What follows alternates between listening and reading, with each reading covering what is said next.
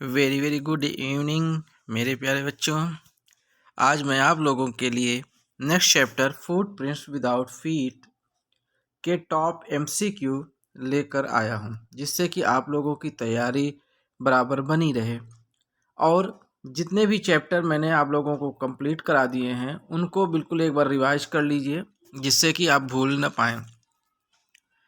चलिए फिर आज कुछ ऐसे वैज्ञानिक, जी हाँ, कुछ ऐसे वैज्ञानिक की बात होगी जो कि बिल्कुल अदृश्य हो जाता है। जैसा कि आप लोग एक फिल्म देखे होंगे मिस्टर इंडिया, उसमें अनिल कपूर जो है हीरो हैं, अमरीश पुरी जो है विलेन हैं, और बिल्कुल उसमें भी जैसे अदृश्य हो जाते थे अनिल कपूर, उसी प्रकार से एक वैज्ञानिक है ग्रिफिन, जो कि एक साइंटिस्ट भी है। और वो साइंटिस्ट ऐसी दवा की खोज करता है जिसको यूज करने के बाद वह अदृश्य हो जाता है, सारे कपड़े उतार देता है और वह कपड़े उतारने के बाद बिल्कुल किसी को भी दिखाई नहीं देता। जैसा कि यहाँ पे आप चित्र में देख पा रहे होंगे कि ये जो पैरों के चिन्ह दिखाई दे रहे हैं, ये कीचड़ में पड़ने की वजह से पैरों के चिन्ह दिखाई दे रहे हैं। और ये दो बच्चे यानी बिल्कुल आश्चर्यचकित होकर के इन दोनों पैरों के चिन्हों को देखने के लिए कि आखिर में ये कहाँ से आ रहे हैं, कैसे आ रहे हैं, इसका जो है पता लगाने के लिए ये बच्चे पीछे पीछे जाते हैं। और देखिए यहाँ पर लिखा है पकड़ो पकड़ो। जी हाँ, पकड़ो पकड़ो यानी कि पकड़िए, है ना इसको।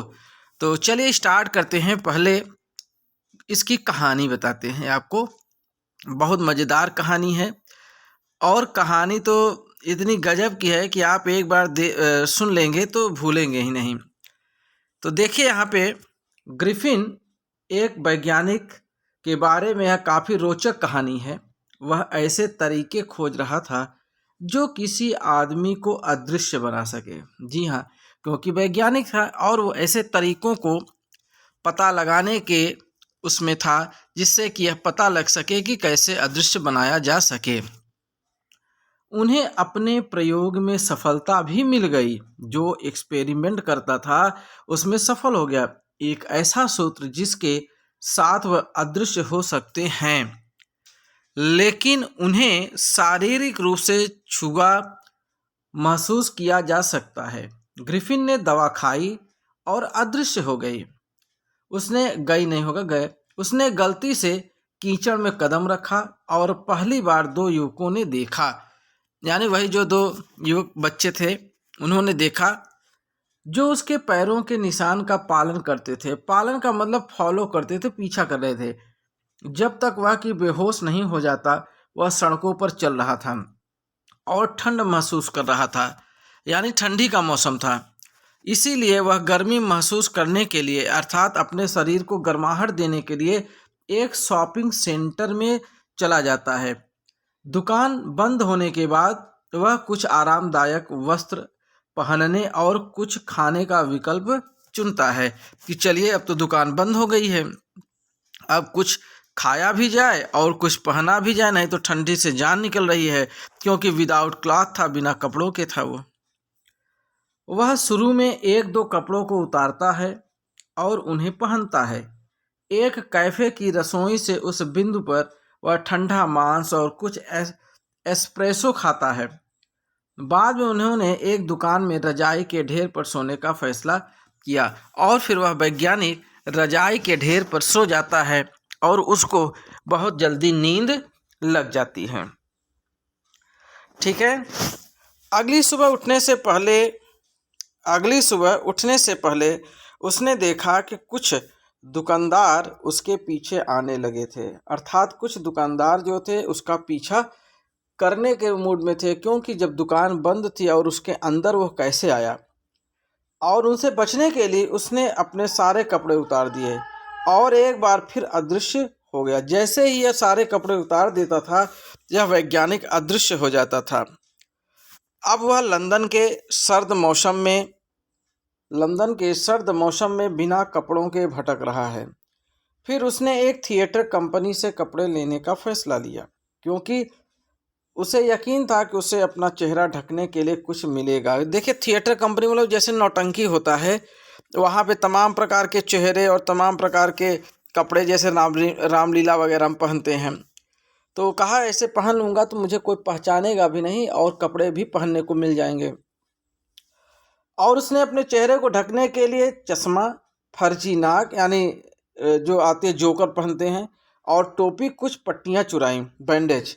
फिर वह एक दुकानदार के यहाँ जाता है और उसके सारे पैसे चुरा लेता है, यानी दुकानदार का भी पैसा चुरा। जल्द ही उसे पता चलता है कि लंदन इस तरह से रहने के लिए काफ़ी व्यस्त जगह है, यानी कि लंदन में वो जान रहा था कि हम पकड़े जाएंगे, और इसलिए उसने सोचा कि ऐसा करें, ऐसी जगह जाएं जहाँ पे मुझे कोई पकड़ न सके। और इसलिए उसने एक ईपिंग गांव है, वहाँ पे उसने जाने का निर्णय लिया कि चलो अब शहर में नहीं रहेंगे, नहीं तो फंस जाएंगे, हम चलते हैं ईपिंग गांव में। उसने गांव के एक होटल में, यानी गांव में भी रहने के लिए था, तो गांव के एक होटल में 2 कमरे बुक किए और वहाँ पहुँच गया। यह ग्रामीणों के लिए काफ़ी असामान्य है कि इस तरह के अजीब दिखने वाले एक बाहरी व्यक्ति पूरे सर्दियों में एक होटल में रहने के लिए आया है। कुछ समय बाद उसका पैसा खत्म हो गया और वह लोगों से चोरी करने लगा।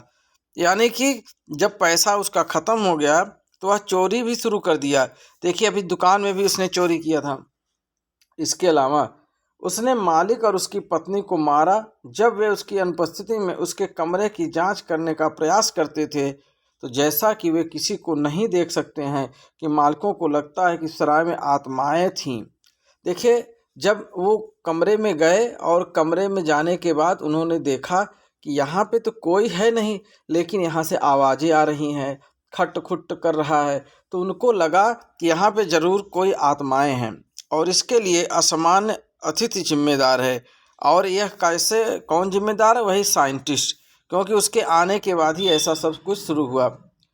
और वहाँ के जो कांस्टेबल थे उनसे रिक्वेस्ट किया गया कि आप जो है आकर के उसको पकड़िए और उसकी पहचान तलाशे, आखिर में वो है कौन और वो ऐसा क्यों कर रहा है। और जैसे ही वो आते हैं कांस्टेबल महोदय, वह नाराज हो जाता है। वैज्ञानिक क्या होता है, नाराज होता है, और जब वह भागने लगता है तो वह अपने सिर से टोपी हटा देता है। जब सिर से टोपी हटा देता है तो उसका सिर गायब हो जाता है, और फिर वह गायब होने के बाद धीरे धीरे करके सभी कपड़े उतार देता है और सिर, फिर मतलब सीना का भाग, पेट, पैर, इस प्रकार से सारे शरीर का भाग उसका अदृश्य हो जाता है और वह गायब हो जाता है। तो जो कांस्टेबल भी आते हैं वो भी उसको पकड़ नहीं पाते हैं। तो इस प्रकार से यह एक वैज्ञानिक की कहानी थी। किताब में भी कहानी दी गई है, आप लोग देख सकते हैं, पढ़ सकते हैं।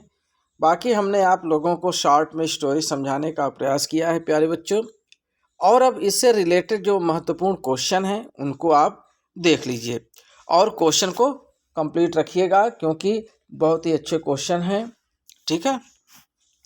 किसी स्टूडेंट ने कहा कि सर पार्ट 2 में क्या ज़्यादा इम्पॉर्टेंट क्वेश्चन होते हैं क्या? तो माय डियर, पार्ट 2 या पार्ट 1 क्वेश्चन तो इम्पॉर्टेंट दोनों होते हैं, पार्ट 1 भी और पार्ट 2 भी। इससे मतलब नहीं है, आपको दोनों पार्ट तैयार करने हैं, आपको दोनों पार्ट तैयार करने हैं। ठीक है। हालांकि इसमें हमने एक ही पार्ट बनाया है, इस चैप्टर का मैंने केवल एक पार्ट बनाया है। ठीक है। तो पहले क्वेश्चन की बात करते हैं। हमारा पहला क्वेश्चन क्या कहता है कि who is the author? Author माने लेखक। किसका लेखक? जो स्टोरी आपने पढ़ा, फुट प्रिंट विदाउट फीट, यानी बिना पैरों के पद चिन्ह। फीट माने पैर, याद रखिएगा। देखिए फुट एक होता है, फुट का मतलब ये सिंगुलर है, पैर ये भी होता है, ये सिंगुलर है। क्या है? ये सिंगुलर है। और फीट क्या है? ये प्लूरल है, इसका बहुवचन। ठीक है।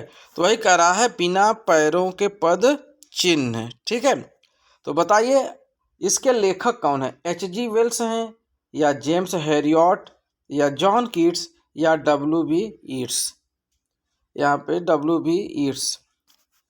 ठीक है। अब बताइए कौन है? तो याद रखिएगा इसके लेखक कौन है? H.G. वेल्स। ये आपका सही जवाब होगा। और इस प्रकार से आपने पहला क्वेश्चन पहले ही गेंद पे पहला छक्का जड़ दिया।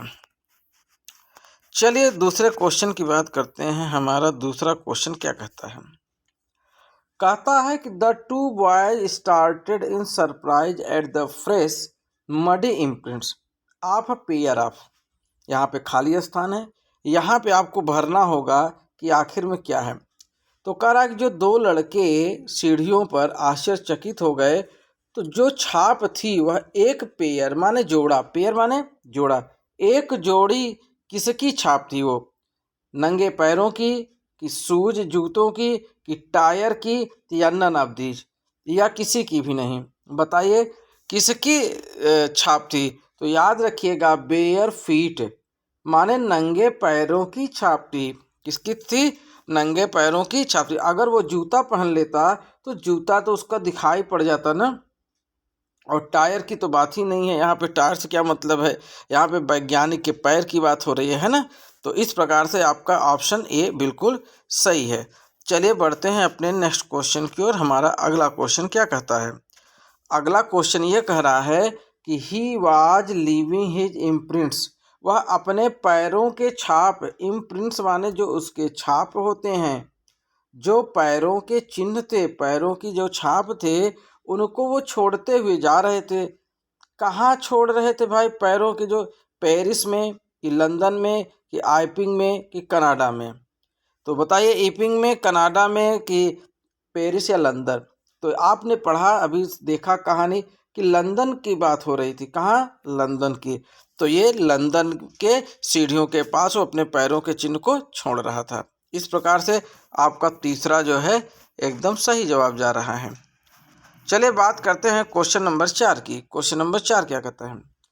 What is the meaning of bewildered? Yes, bewildered का मतलब हो जाता है माय डियर आश्चर्यचकित होना, हैरान होना।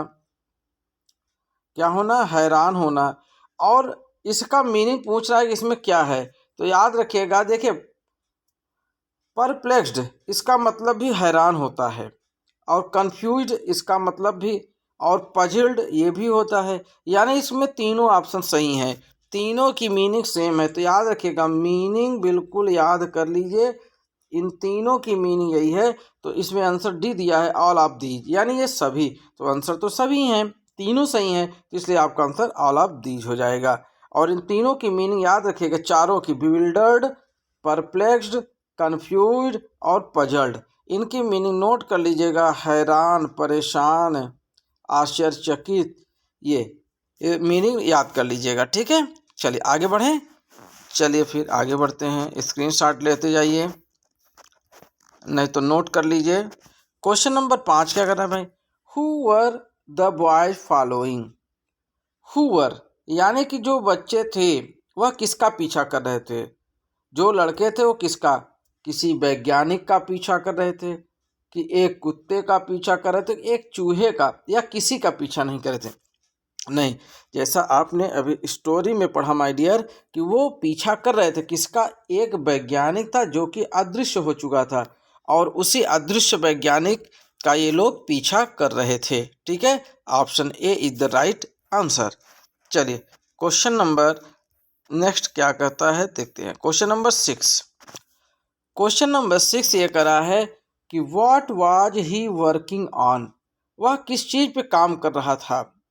यानी कि जो वैज्ञानिक था वह वर्क कर रहा था, किस पे वर्क कर रहा था, ये पूछ रहा है। ऑप्शन देखिए अपने, मेकिंग फेक फुटप्रिंट, नकली पदचिन्ह बनाना, या मेकिंग ह्यूमन बॉडीज इनविजिबल, या फिर वह इस मैटर पे काम कर रहा था कि मनुष्यों के शरीर को अदृश्य कैसे बनाएं, या फिर making a fool of children, या बच्चों को मूर्ख बना रहा था, या ऑल ऑफ द अबव यानी कि सभी कर रहा था। माय डियर सभी तो नहीं कर रहा था। ये आपका आंसर जो है बी एकदम सही है। यानी कि वह जो है इस पर अपना रिसर्च कर रहा था कि मनुष्यों के शरीर को किस प्रकार से अदृश्य बनाया जाए, किस प्रकार से मिस्टर इंडिया बनाया जाए। मुगेम्बो खुश हुआ, है ना, उसमें ये डायलॉग बहुत मशहूर हुआ था मिस्टर इंडिया फिल्म में। अमरीश पुरी जी विलेन का रोल अदा कर रहे थे, और उनका ये पसंदीदा डायलॉग था, मुगेम्बो खुश हुआ। अनिल कपूर उसमें अदृश्य हो जाते थे। और इसमें जो है हाँ, क्वेश्चन नंबर 7 में आ जाइए। Brilliant scientist though he was Griffin was rather lawless person. ये तो आपके चैप्टर में एकदम मशहूर डायलॉग है कि ब्रिलियंट साइंटिस्ट, वैज्ञानिक तो बड़ा ही ब्रिलियंट था, लेकिन फिर भी वह एक लॉलेस पर्सन था। कैसा पर्सन था? लॉलेस पर्सन था, यानी कि बिना नियम कानून से रहने वाला व्यक्ति। क्वेश्चन नंबर अगला 8वां क्वेश्चन देखें। What did Griffin do for revenge. जब उसको वहां से निकाल दिया जाता है तो वो बदला लेता है अपने मकान मालिक से। तो क्या करता है? वह मकान मालिक के घर में आग लगा देता है। क्या करता है? मकान गुस्से में आकर के वह मकान मालिक के घर में आग लगा देता है। तो ऑप्शन देख लीजिए क्या कह रहा है कि बर्न हिमसेल्फ, अपने आप को आग लगा देता है, बर्न द लैंडलॉर्ड, या अपने मकान मालिक को जला देता है, या बर्न द हाउस, या घर में आग लगा देता है, या he did not do anything for revenge, या वह बदला लेने के लिए कुछ नहीं करता। नहीं, बदला लेने के लिए करता है, वह अपने मकान मालिक के घर में आग लगा देता है। तो यहाँ पे माय डियर दिया है बर्न द हाउस। अगर वहाँ पे लैंडलॉर्ड हाउस भी हो जाता तो भी आप वही लगाइएगा, लैंडलॉर्ड हाउस, यानी मकान मालिक के घर में आग लगा देता है। ठीक है, और वहाँ से फिर भाग जाता है। चलिए अगला क्वेश्चन 9वां। Griffin body became as transparent as, यानी कि जो ग्रिफिन की जो बॉडी थी, जब दवा पी लिया और दवा पीने के बाद जब अदृश्य हो गया तो उसका बॉडी किस प्रकार से ट्रांसपेरेंट हो गया। ट्रांसपेरेंट माने पारदर्शक, जैसे शीशा होता है, इस पार से उस पार देख पाते हैं कि नहीं, उसी को बोलते हैं ट्रांसपेरेंट, यानी पारदर्शक। तो पारदर्शक क्या? शीशा, यानी कि ग्लास की तरह। बर्फ में पारदर्शक तो होगा नहीं, एयर में भी एयर तो दिखाई नहीं दे रहा है, तो यानी कि यहाँ पे ग्लास आपका ऑप्शन सही हो जाएगा। ऑप्शन नंबर ए एकदम सही जवाब। चले बढ़ते हैं क्वेश्चन नंबर 10 की ओर। 10 क्या कहता है? What suggest that he was a homeless wanderer. What suggest that, यानी यह होमलेस वांडरर, बेघर। होमलेस का मतलब होता है माय डियर बेघर, जिसके पास घर न हो। जिसके पास घर न हो उसे बेघर बोलते हैं। वांडरर, वांडरर माने भटकने वाला, भटकने वाला, जो इधर उधर भटकता है बिना उसका मतलब कोई उद्देश्य नहीं होता। तो यहाँ पे दो मीनिंग आपको मिल गई। अब ये कह रहा है कि इसमें क्या हो जाएगा? नो क्लॉथ, यानी वो बिना कपड़ों के भटक रहा था। नो मनी, बिना पैसों के। और अदृश्य। जी हाँ, इसमें तीनों आपके सही जवाब जा रहे हैं, इसलिए आपका डी ऑप्शन एकदम सही होगा। क्योंकि वह कपड़े नहीं पहने थे उसके पास, क्योंकि अदृश्य होना पड़ता था, पैसा भी नहीं था उसके पास, और वह अदृश्य भी था, इसलिए यहाँ पे तीनों ऑप्शन एकदम सही हैं। इस प्रकार से माय डियर आप लोगों ने 10 क्वेश्चन कंप्लीट कर लिया। अब कुछ क्वेश्चन और बचे हैं, उनको भी कंप्लीट कर लीजिए। चलिए बढ़ते हैं। Why was it had it a bad time to wander in London. बताइए, अगर आपको कहा जाए कि आप बिना कपड़ों के आपको घूमना हो तो आपके लिए सबसे खराब मौसम क्या होगा? कि किस मौसम में आप, भाई खराब का मतलब जिसमें आपको ज़्यादा तकलीफ हो, तो बिल्कुल सही, एकदम ठंडी का ही मौसम जो इस समय चल रहा है। अगर इस समय आपसे कह दे कपड़ा उतार के चलिए घूमिए, तो घूमेंगे आप? कभी नहीं, है ना। तो वही वैज्ञानिक किस मौसम में ऐसा कर रहा था?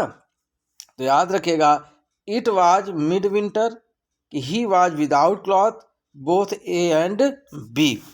देखिए ध्यान से, अगर देखिए तो कह रहा है कि Y was it bad time, उसके लिए खराब क्यों था? वांडर, जो कि भटक रहा था इन लंदन में। पहली बात, वह बिल्कुल अर्ध ठंडी की मध्यम की बात है, यानी कि एकदम ठंड, भीषण ठंड पड़ रही थी। और दूसरा चीज़ कि ही वाज विदाउट क्लॉथ, दोनों बातें थी, वह बिना कपड़ों के भी था और बिल्कुल मध्य ठंडी की भी बात थी। इसलिए आंसर क्या सही होगा? आंसर माय डियर सी सही होगा, बोथ ए एंड बी, जिसमें दोनों आंसर आ जा रहे हैं। इसलिए आपका सॉरी स्टूडेंट, 11 एकदम सही जवाब। क्वेश्चन नंबर 12 की बात करें where was the theatrical company shop situated? Where was the theatrical company shop situated? यानी जो थिएट्रिकल कंपनी थी, ड्रामा कंपनी, वह कहाँ पे थी, जगह का नाम पूछा। यहाँ पे देखिए बहुत ही बारीकी क्वेश्चन पूछ लिया इसने। ड्ररी लेन, ड्ररी लेन, ड्ररी लेन, ड्ररी लेन। अब इसकी स्पेलिंग सही होनी चाहिए। कौन वाला सही है? तो याद रखिएगा ड्रई लेन, ये वाला स्पेलिंग DRUY, या याद रखिएगा DRUY, ये वाला स्पेलिंग एकदम सही है और यही वाला लगाइएगा। ठीक है, स्पेलिंग याद कर लीजिएगा DRUY। चलिए आगे, question number 13। Instead of walking about the streets, the scientists decided to slip into a big London store. जी हाँ, slip into big London store. आपका डी ऑप्शन एकदम सही है। यानी कि लंदन के स्टोर में उसने घुसने का निर्णय लिया था, तभी तो वहाँ पे रजाई पे सो गया था बेचारा और पकड़ने वाला था, तभी कपड़े उतार के भाग गया। चलिए भाई, question number 14। Where did he find comfort in London? हाँ, यानी कि लंदन में उसे आराम कहाँ मिला था? थिएटर स्टोर में मिला था या बिग स्टोर में? तो थिएटर स्टोर में तो नहीं मिला, जब वहाँ से भागा था तब गया था थिएटर स्टोर। तो यानी वो बिग स्टोर था ना, बहुत बड़ी दुकान थी, मॉल जिसको बोल सकते हैं आप। तो वहाँ पे उसको आराम मिला, रजाई मिल गया, मीट मिल गया, है ना, वाइन मिल गया था पीने के लिए। तो वहाँ ज़्यादा आराम मिला था उसको, सब गर्म चीज़ें उसको मिली थी वहाँ। Where did Griffin go next? उसके बाद ग्रिफिन कहाँ जाता है? नेक्स्ट माने ग्रिफिन है, उसके बाद कहाँ जाएगा? मैंने आपको अभी अभी बताया कि जब लंदन स्टोर से, यानी अब बिग स्टोर से जब निकलता है, भागता है, तो वह जाता है थिएटर कंपनी में, यानी थिएटर स्टोर में, और वहाँ पे मूछें, चश्मा, नकली नाक, ये सारी चीज़ें निकाल के लगा लेता है और फिर यही सब चीज़ें पहन करके इन में जाता है, आइपिंग इन, यानी सराय में जाता है। ठीक है, तो आंसर आपका क्या हो जाएगा? सी ऑप्शन, थिएटर स्टोर में। अगला question, question number 16। What did Griffin take from there? और वहाँ से, यानी थिएटिकल कंपनी से वो क्या निकालता है, क्या लेता है? फूड, फूड की बात ही नहीं हो रही है, फूड नहीं लेता है। वाइन, शराब भी नहीं, ये तो स्टोर से लेता है, बिग स्टोर से, मॉल से। वो यहाँ से बैंडेज लेता है, पट्टी, जो अपने सिर के चारों ओर लपेट लेता है, बांध लेता है, और कहता है कि एक्सीडेंट से हमारा चेहरा इस प्रकार से हो गया है। किससे बताता है? मिसेज हॉल और मिस्टर हॉल से। ठीक है ना, जो जो उस सराय की मालकिन थी। उसमें बहुत मज़ा आया था जब मालकिन को कुर्सी लेके दौड़ा लेता है।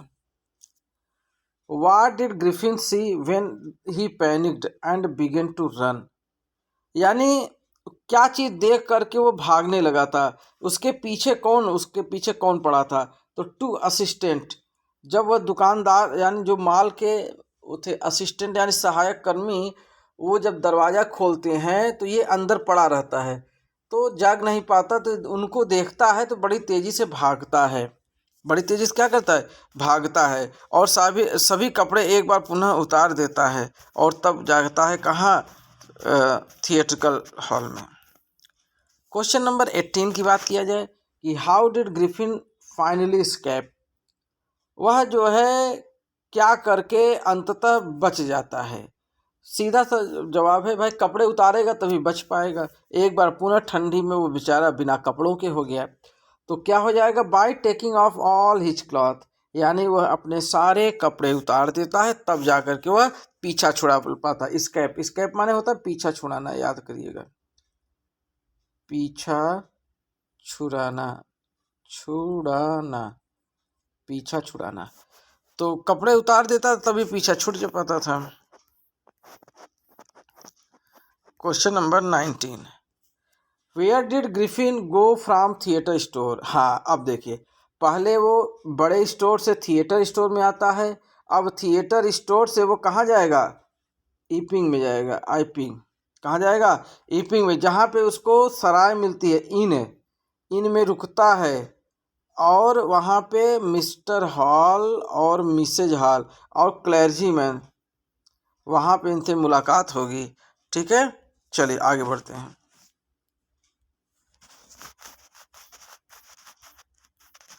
Question number 20, what was an unusual event at inn, यानी इन माने होता है सराय, जहाँ पे लोग रहते हैं, रात बिताते हैं, रैन बसेरा जिसको बोला जाता है, वही सराय। इन माने सराय या रैन बसेरा नहीं होता, जैसे सराय।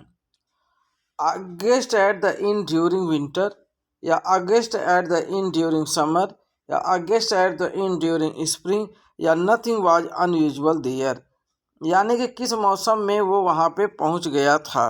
ठीक है, अब इसका आंसर क्या हो जाएगा, guest at the inn during summers, माने वहाँ पे उस मौसम में, नहीं सॉरी, यहाँ पे ए ऑप्शन होना चाहिए था, विंटर में गया था ना, ठंडी का मौसम था। तो यानी कि वह जो है उस मौसम में वहाँ गया था, और यही चीज़ें क्या थी, वहाँ के लोगों को असाधारण सी लग रही थी कि ऐसा क्यों हो रहा है, किस मौसम में वो गया। Question number 21, how did Griffin justify his disinterest in having a conversation with Mrs Hall. ये देखिए मिसेज हॉल आ गई, यानी कि वह मिसेज हॉल से कैसे, मिसेज हॉल से किस प्रकार से डिसइंटरेस्ट रहता था, माने बिल्कुल ही बात करना उनसे इंटरेस्टेड नहीं रहता था। कौन, साइंटिस्ट। तो ऑप्शन क्या, डिजायर्ड सॉलिट्यूड, वह उसकी इच्छा थी वह अकेले रहता था, सॉलिट्यूड, या did not want to be disturbed during work. हाँ बिल्कुल सही जवाब है, यहाँ पे आपका हो जाएगा C option, both A and B, यानी कि वह अपने काम में किसी को, मतलब किसी से डिस्टर्बेंस नहीं चाहता था। वो चाहता था कि जब मैं काम करूँ तो कोई मेरे कमरे के अंदर न आए, इसीलिए कमरे को बंद भी रखता था। Answer number 22, what do you mean by the word eccentric. जी हाँ, इसेंट्रिक का मतलब क्या होता है, याद रखिएगा, इसेंट्रिक का मतलब होता है सनकी, झक्की, हाँ सनकी, झक्की, असाधारण, ये सारी चीज़ें। तो इसका मीनिंग पूछ रहा है कि इसका मीनिंग क्या होगा, अनकॉमन, एक्स्ट्रा, या कैची, या नन ऑफ द एबव। तो इसका सही जवाब हो जाएगा आपका अनकॉमन। क्या हो जाएगा, अनकॉमन हो जाएगा। ठीक है, इस प्रकार से आपने 22 क्वेश्चन कंप्लीट कर लिए हैं। चलिए बढ़ते हैं अब अगले क्वेश्चन की ओर। हमारा अगला क्वेश्चन क्या कहता है, why does Mrs Hall find the scientist eccentric, यानी कि मिसेज हॉल क्यों उनको ऐसा लगा कि जो वैज्ञानिक है वो सनकी है, यानी कि वो झक्की है, उनको ऐसा क्यों लगा। ठीक है ना, तो he visited during off season, पहली बात तो वह ऐसे सीजन में गया जो कि वहाँ पे कोई नहीं आता था। दूसरा, he intention was only to work, और वह किसी के साथ न तो बोलता था न तो केवल अपने काम में लगा रहता था। ही लुक्ड वेयर्ड, और वह बिल्कुल अजीब दिखता था। तो इस प्रकार से तीनों ऑप्शन सही हैं और आपका आंसर हो जाएगा D, all of the above.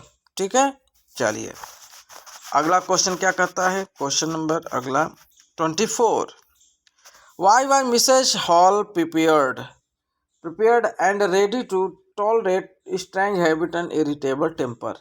वो कह रहा है कि मिसेज हॉल जो है उस वैज्ञानिक को क्यों बर्दाश्त करती थी, इसलिए बर्दाश्त करती थी क्योंकि बस वैज्ञानिक ने पहुंचते ही उनको एडवांस में पैसा दे दिया था सराय का, यानी कि वो पैसा जो है किराया जो है पहले ही जमा कर दिया था, वो भी एडवांस में। इसलिए मिसेज हॉल को लगता था कि हमको क्या करना है, पैसा तो मुझे मिल ही गया है, अब ये चाहे झक्कियाए चाहे सनकियाए हमसे क्या मतलब है। ठीक है ना, चलिए क्वेश्चन नंबर 24 भी कंप्लीट होता है। आगे बढ़ते हैं क्वेश्चन नंबर 25 में।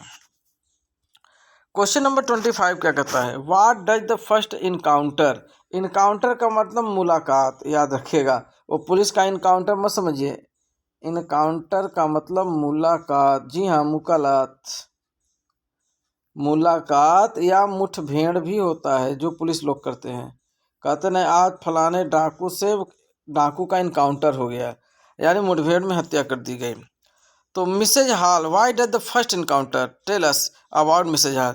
जो पहली मुलाकात थी वह मिसेज हॉल के बारे में क्या बताती है, कि सी इज नॉट फ्रेंडली, वह बिल्कुल मित्रवत नहीं थी, या सी इज मनी माइंडेड। जी हाँ बिल्कुल सही, सी इज मनी माइंडेड, बाप बड़ा ना भैया, सबसे बड़ा रुपया। यानी कि मिसेज हॉल केवल पैसा चाह रही थी, मनी माइंडेड। यानी इनके दिमाग में केवल पैसा ही पैसा था कि हमको पैसा मिले, बाकी क्या कर रहा है कौन कर रहा है इससे उनसे मतलब नहीं है, उनको केवल पैसा चाहिए बस। ठीक ना। चलिए आगे बढ़ते हैं। मनी माइंडेड बहुत से लोग होते हैं। अगला क्वेश्चन 26 आ गया आपके स्क्रीन पे, छा गया भाई। What is being referred to as the strange incident? अजीब दुर्घटना जो घटी थी स्टडी रूम में वह क्या थी? जो अजीब दुर्घटना थी स्टडी रूम में वह क्या थी? Griffin stealing, yes, Griffin stealing money while being invisible. यानी कि जो ग्रिफिन था, क्या था? ग्रिफिन था वह जो है, एक इसका एक आंसर नहीं दिख रहा है क्या? हाँ मिल गया, 3 4, हाँ नन ऑफ द एबव लिखा है। चले 3 देखिए, उसमें नन ऑफ द एबव लिखा है, ठीक है, सही है यहाँ से। अब देखिए, happen in the study room, study room में उसने क्या देखा? ग्रिफिन स्टीलिंग मनी, जी हाँ वह पैसा चुरा रहा था ना, और यही असाधारण घटना थी। अदृश्य होकर पैसा चुरा रहा था, केवल पैसे के खनकने की आवाज़ आ रही थी बस, और तभी क्लर्जीमैन उठ जाता है, पादरी, क्लर्जीमैन का मतलब पादरी। Who call the incident an extraordinary affair, जी हाँ, यानी जो चोरी की घटना घटी थी उसको जो पादरी था वह एक्स्ट्रा ऑर्डिनरी असाधारण घटना बता रहा था, क्योंकि चोर तो दिख ही नहीं रहा था, केवल पैसा हवा में उड़ करके उसमें जा रहा था। पैसा उठते हुए, डेस्क से निकलते हुए और जेब में जाते हुए दिख रहा था, बस हो गया। बाकी पैसे के खनकने की आवाज़ आ रही थी, लेकिन चोर नहीं दिखाई दे रहा था। तो इसको असाधारण घटना किसने बोला था बताइए? इसको असाधारण घटना क्लर्जीमैन यानी पादरी। कौन? पादरी ने बोला था। किसने बोला था? पादरी ने। ठीक है, चलिए आगे बढ़ते हैं। Question number 28, what did she think had happened to her furniture, यानी उनकी कुर्सी, मिसेज हॉल की बात हो रही है कि मिसेज हॉल की कुर्सी के साथ क्या हुआ, यानी कि जो घटना घटित हुई उससे मिसेज हॉल क्यों परेशान हो गई बताइए?